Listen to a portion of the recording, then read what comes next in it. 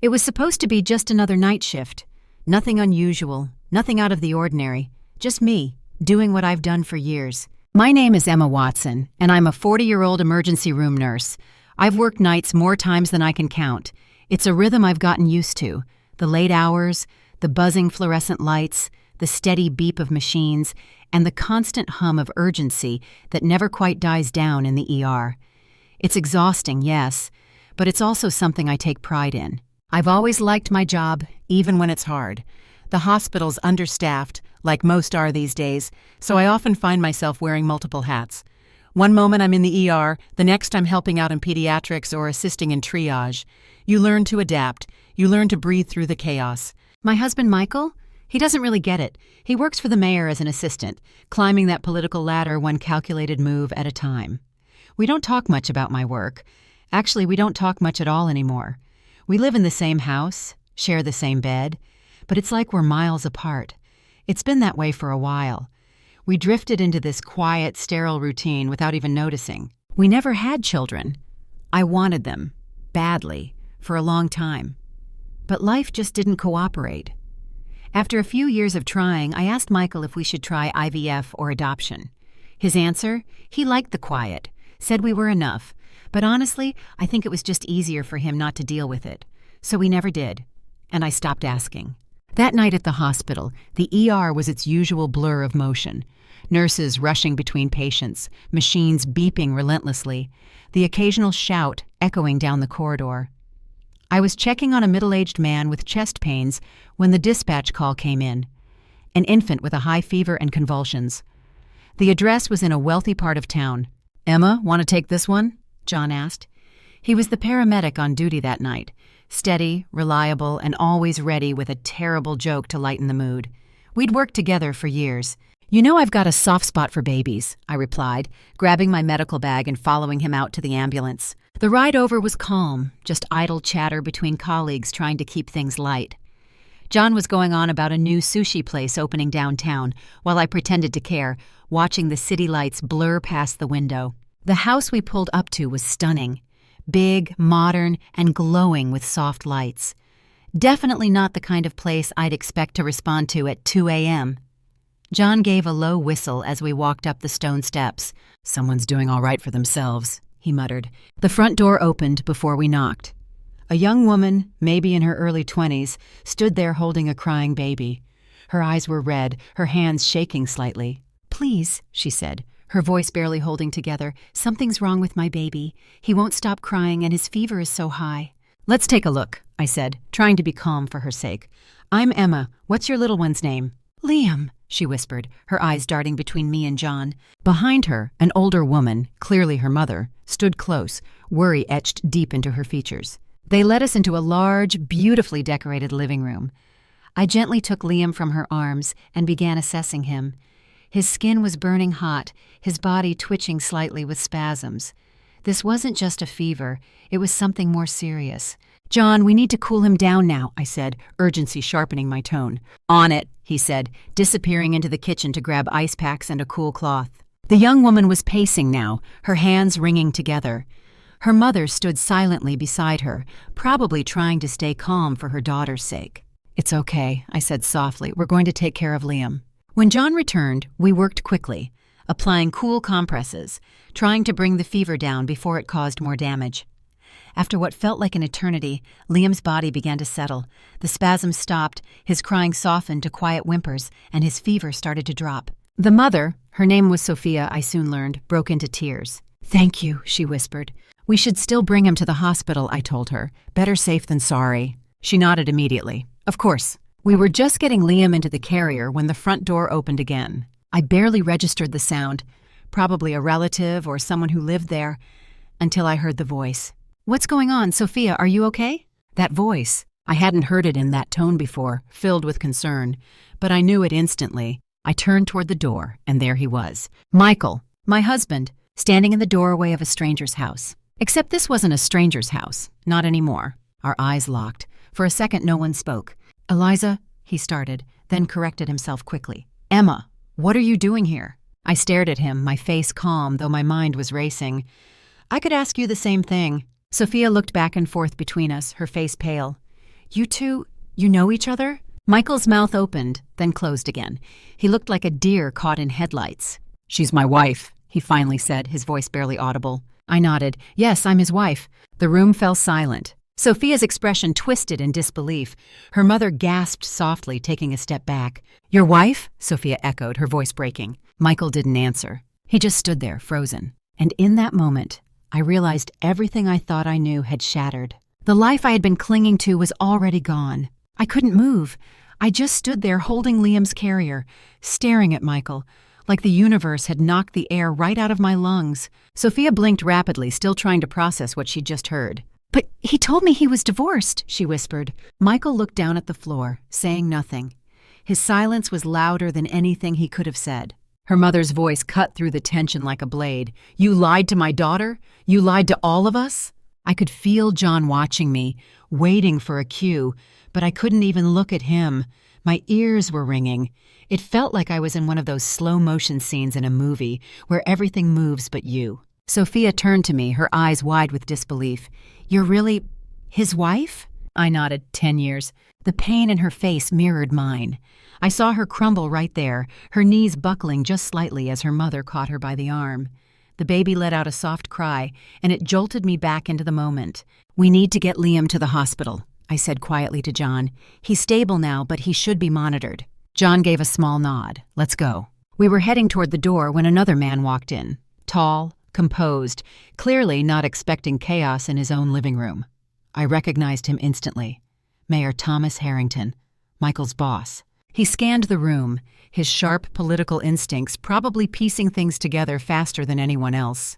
What's going on here? He asked, his tone firm but calm. Sophia rushed toward him. Dad, this is complicated. His eyes locked onto Michael. Michael, what is this? She didn't wait for Michael to answer. He lied to me. He said he was divorced, but he's not. His wife just saved our son's life.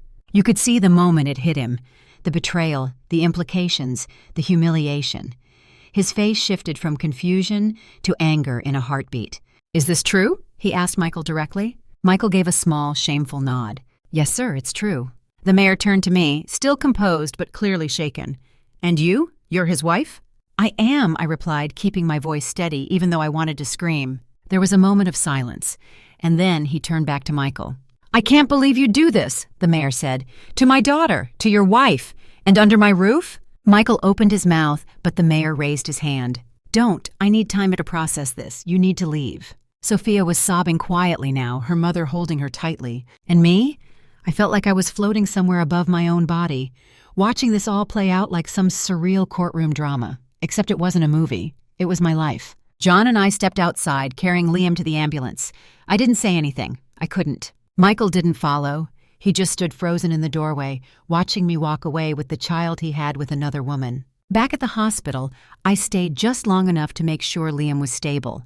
The pediatric team took over, and I quietly handed off the paperwork. John didn't ask any questions. He just gave me a look that said everything. I drove home in silence. The city lights blurred outside my windshield, but all I could see was Michael's face. All I could hear was Sophia's voice. He told me he was divorced. When I pulled into the driveway, his car was already there. Of course it was.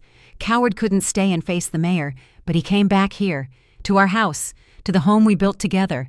I walked in through the front door and found him sitting at the kitchen table like a guilty child, waiting for punishment. His shoulders were hunched, and his hands were clasped together in front of him. He looked up, and I could see the panic in his eyes. Emma, he said softly, Don't, I said, holding up my hand. Just don't start with I can explain. He looked down. Okay. I sat across from him, folding my arms. How long has this been going on? Michael swallowed hard. A little over a year. The words hit me like a slap. A year. An entire year of him living a double life, while I worked night shifts and came home to an empty bed. We met at a city fundraiser, he continued. It started off innocent. She was just kind and interested in what I had to say. I clenched my jaw. And I wasn't? No, that's not what I meant. Yes, it is, I snapped. You were tired of me, of us. So you found someone younger, someone impressed by your ambition. And now there's a baby, a family. You were building a new life without even telling me. Michael looked like he wanted to crawl into a hole and disappear. I was going to tell you, he said weakly. I just didn't know how. You lied to her too, I said. Told her you were divorced. He didn't respond. I want the truth, Michael. All of it. No more games. He leaned back, rubbing his face with his hands. I thought maybe if it worked out, I could just move on, start fresh. So what was I, a speed bump? No, he said quickly. Emma, please, I loved you, I still do. I laughed. I actually laughed. It came out bitter and sharp. You don't get to say that, not anymore. He looked like he might cry, but I didn't care. I need time, I said. I need to figure out where I go from here. But make no mistake, Michael, whatever future you were planning with her, that's gone now. You destroyed it the moment I walked through that door tonight. I stood up and left him at the table. And for the first time in a long time, I didn't feel like the broken one. The days that followed were a blur of silence and cold shoulders. Michael tried to talk, tried to explain, but there was nothing he could say that would undo the truth. I went to work, did my shifts, smiled when I had to, and then came home to a house that suddenly felt unfamiliar, like it didn't belong to me anymore. One evening, I found myself standing in the hallway, staring at our wedding photo. 10 years. 10 years of shared laughter, shared bills, vacations, arguments, routines, and in the end, a stranger sleeping beside me. I took the photo down, wrapped it in an old towel, and shoved it into the back of a drawer, out of sight, but not out of mind. A week passed, maybe 2. Then one evening, as I was leaving the hospital, I paused. My hands trembled slightly as I reached into my bag and pulled out a piece of paper with an address written in blue ink. Sophia's address. I hadn't meant to hold on to it, but somehow I couldn't let it go either. I stood in front of her door for a long moment before I rang the bell. She opened the door, Liam in her arms, and her eyes widened when she saw me. Emma? She said, surprised. Hi, I said. I don't really know what I'm doing here, but can we talk? She looked at me for a moment, then nodded and stepped aside. We sat in her living room, the same one I'd been in the night everything shattered. It felt strange being back here, but also necessary. Why did you come? She asked softly. Honestly? I'm not sure, I replied. I guess I needed to hear it from you. I needed to know what he told you, what lies he spun. Sophia let out a long breath. He said he was divorced, that he had been for years, that he and his ex-wife grew apart and went their separate ways. I nodded slowly. And Liam? She looked down at the baby in her arms, her fingers gently stroking his hair. That was a surprise. I thought we were careful, but things happen. When I told him, he was nervous, but he promised he'd be there, that we'd be a family. He even talked about getting married. I felt like the air had been punched from my lungs again. She looked up at me, her eyes rimmed red. I believed him, I really did. I nodded, the silence between us heavy but not hostile. I don't blame you, I said, my voice softer now. You didn't know. He lied to both of us. She blinked back tears. I'm sorry, Emma. I never wanted to be a part of something like this. Neither did I thought, but here we were. Do you love him? I asked quietly. She didn't answer right away. Then she said, I thought I did. I don't even know anymore. Everything he said feels fake now, like none of it was real. I knew exactly what she meant. We talked a little longer. About Liam, about what we both lost, about how unfair it all was. And strangely, the more we spoke, the less I hated her. She was hurting too, just in a different way. When I finally stood to leave, she said something I didn't expect. Whatever you decide to do, Emma, I hope you find peace. You deserve it. I nodded. You too. The drive home felt different this time. My heart wasn't racing, my chest wasn't tight. Something had shifted. Maybe it was closure. Maybe it was clarity. All I knew was that I wasn't going to let Michael's betrayal write the end of my story. The weeks that followed were filled with legal meetings, documents, and preparations. Mayor Harrington had launched a formal ethics investigation into Michael. There was going to be a public hearing. The city council was involved. Things were moving fast.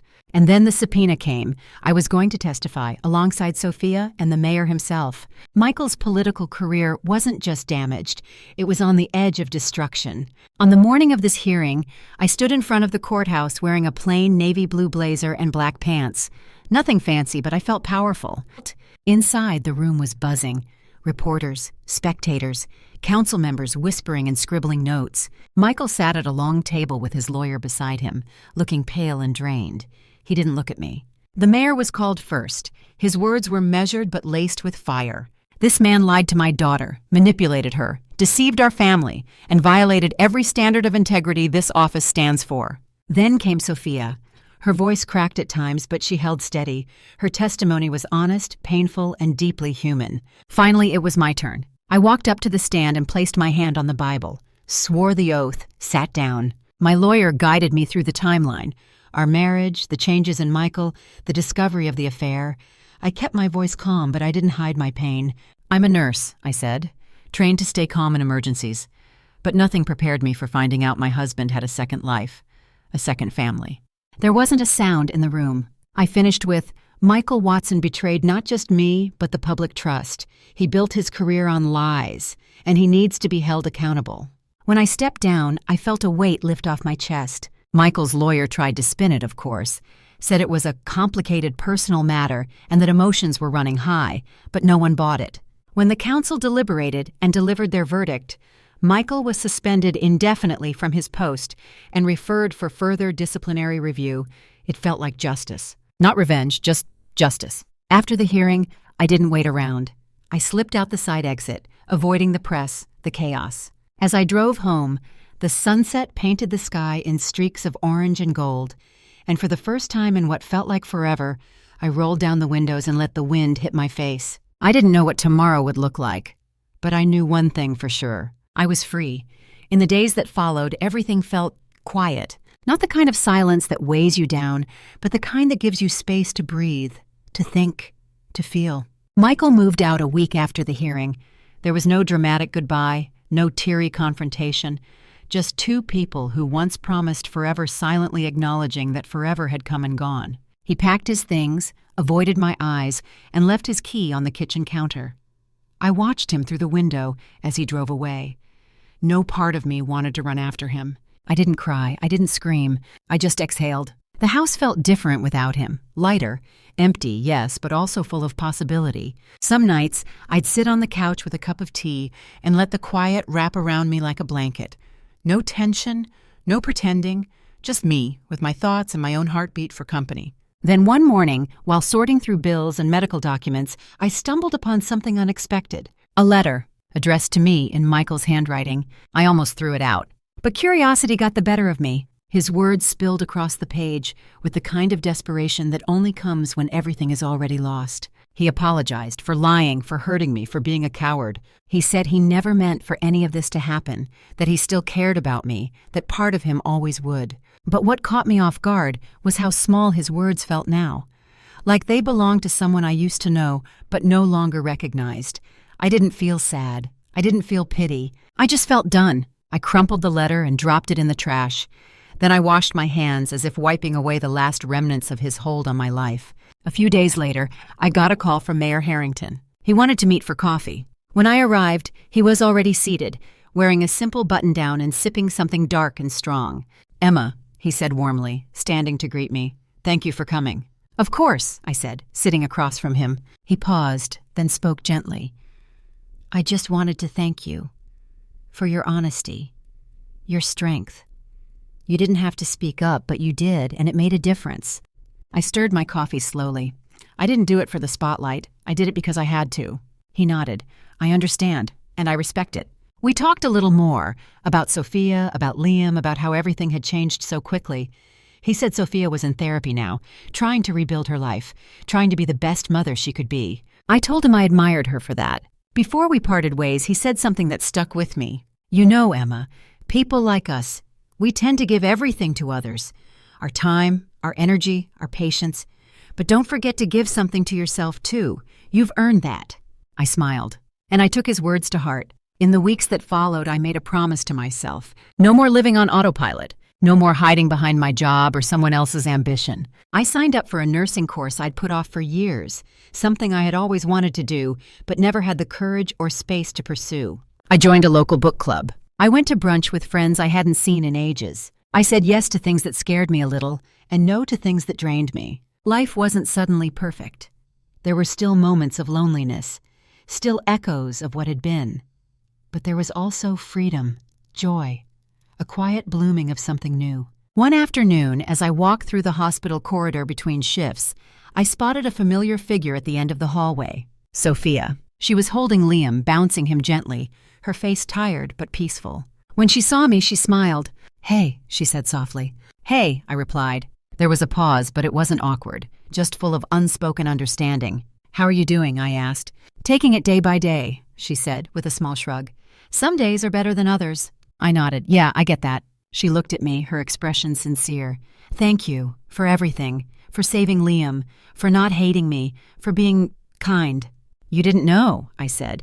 You were just trying to build a life with someone you trusted. Trusted, she echoed. That's the hard part, isn't it? Learning how to trust again. It is, I agreed. But we will, eventually. We exchanged a quiet smile, then went our separate ways.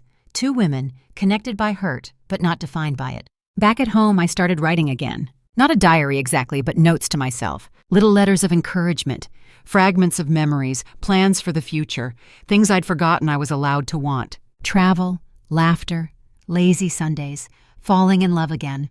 Maybe, or maybe just falling in love with my own life. One night, I lit a candle, poured a glass of wine, and read through the pages I had written. And for the first time in a long, long time, I felt proud of myself. Not because I'd survived something awful, but because I had risen from it with my heart still open and my spirit intact. This wasn't the ending I had imagined for myself. But maybe that's the point. Maybe life doesn't follow the story we thought we were writing. Maybe it gives us something better, if we're brave enough to keep turning the page.